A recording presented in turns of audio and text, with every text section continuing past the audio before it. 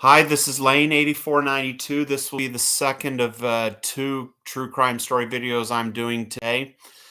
I'm sure many of you are familiar with the movie Silence of the Lambs that had Anthony Hopkins and Jodie Foster that mentioned a serial killer named Buffalo Bill. Now, this is the guy who is definitely an inspiration for Buffalo Bill. I read a book on him many years ago in my late teens.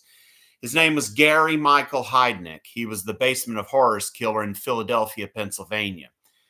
At the time he was a bishop, I'm also a devout Christian myself, and I can't understand how this man could claim to be a servant of God, but yet abduct six women, chain them in his basement, and subject them to unimaginable torture and horror that they endured.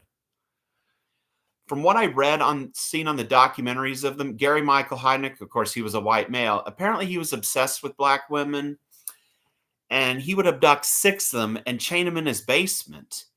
These six women were Josefina Rivera, Sandra Lindsay, Lisa Thomas, Deborah Dudley, Jacqueline Askins, and Agnes Adams. The first one he abducted, Josefina Rivera, it's like she would gain favor from him to where he gave her more privileges. Now, the first one who endured the torture, who didn't survive, would be Sandra Lindsay. She had the intellectual capacity of a 15-year-old. I mean, she just died from the chains and all the torture that this monster, Gary Michael Heidnik, put her through. And then for punishment, he put some of them in a pool in a hole that he put water in and electrocuted them. And sadly, another one, Deborah Dudley, died from this torture that she endured from this guy. And apparently, from what I saw on some documentary, it said that Gary Michael Heidnik wanted to create his own baby farm with these women.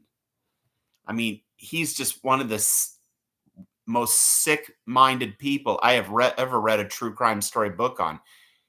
This guy's a monster for what he did put those women through.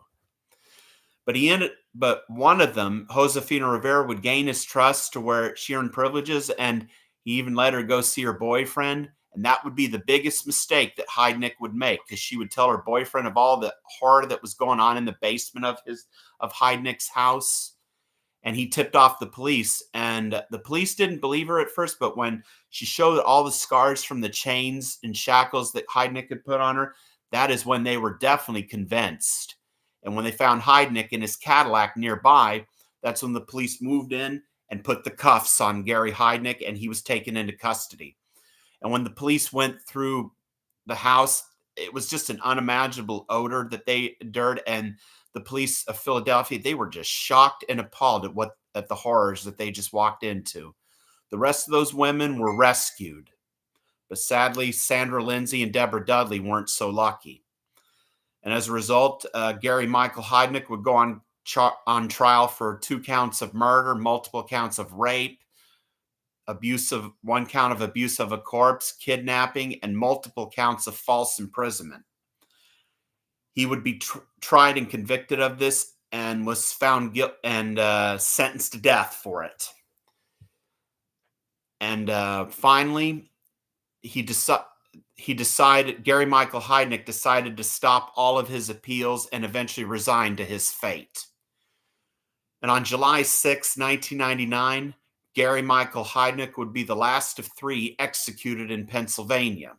His last meal consisted of 2 slices of cheese pizza and 2 cups of black coffee. One of the victims' families witnessed it and were glad that this guy paid for what he did. I'm not a hateful person as a Christian, and I don't want to be judgmental, but after what Gary Michael Heidnik did, he didn't even look like he was sorry for what he did in his last moments when he was strapped to the gurney. I think he got the appropriate sentence that he deserved for what he did to those women.